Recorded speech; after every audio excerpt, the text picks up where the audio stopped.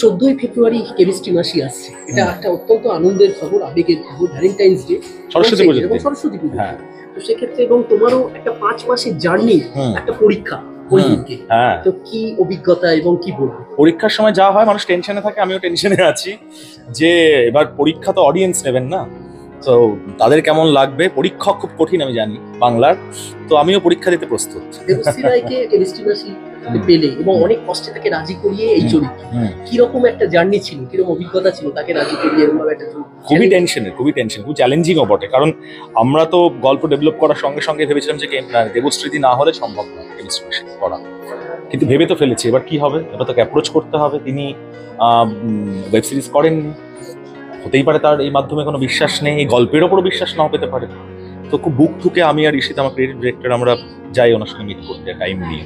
আমার এখনো মনে আছে যে টলি ক্লাবের বাইরে আমরা গাড়ি পার্ক করতে করতে টেনশন করছি যে উনি হয়তো অর্ধেক শুনেই একদম বিচ্ছাই করে দেবে। তো করতে করতে এবার দ্বিতীয়ত খুব স্বাভাবিক, কেন কেমিস্ট্রি মাসি, তারপরে কেমিস্ট্রি কচকচানি, ওনাকে বোর করতেও পারে আর কি। তো যত এগোয় কনভারসেশন এবং গল্প যত আমি বলতে থাকি, আমি দেখতে পাই যে উনি বিভোর হয়ে শুনছেন এবং সবটা শেষ করার পর এক কথায় বলেন এটা আমি করতে চাই। আমার ভীষণ পছন্দ হয়েছে।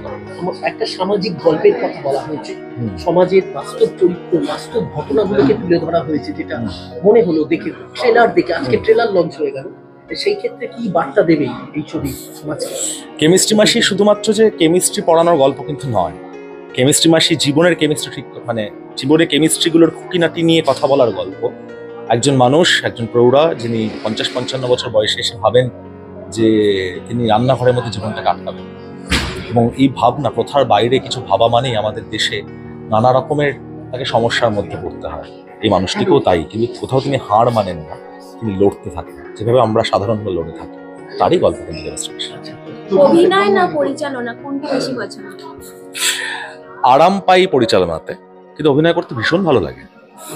তোমাকে আবার আমরা অভিনয় করতে কবে দেখি? এটা ডিরেক্টরদের প্রশ্ন করা বেটার, কারণ তাহলে তো আমাকে ডিরেক্ট করতে হয়। এর সাথে আরেকটা একটু অন্য প্রসঙ্গ চলে যায়, বইমেলা চলছে। তুমি একজন কবি, তোমার বইও প্রকাশ পেয়েছে এর আগে। সেক্ষেত্রে বইমেলায় ঘোরা বা নতুন বই বা নতুন কবিতার সংগ্রহ আবার কবে আসছে? কিন্তু যাবো, আমার যাওয়াই হয়নি এই কেমিস্ট্রি মাসির চক্করে। তো আমাকে যে আমার যে প্রকাশক, এবার আমার বই বেরোয়নি, কিন্তু তিনি বারবার আমাকে বলছেন এবার আসবে না, তো আমি তো যাবোই, বই মেলা যাবো না হতে পারে কখন। আচ্ছা, আর শেষ প্রশ্ন, সেটা হচ্ছে যে নতুন কি আর পরিকল্পনা রয়েছে? রাজনীতি 2, মানে আবার রাজনীতি খুব শিগগিরই আসছে, তারই পরিকল্পনা চলছে, বাকিটা রহস্য থাক।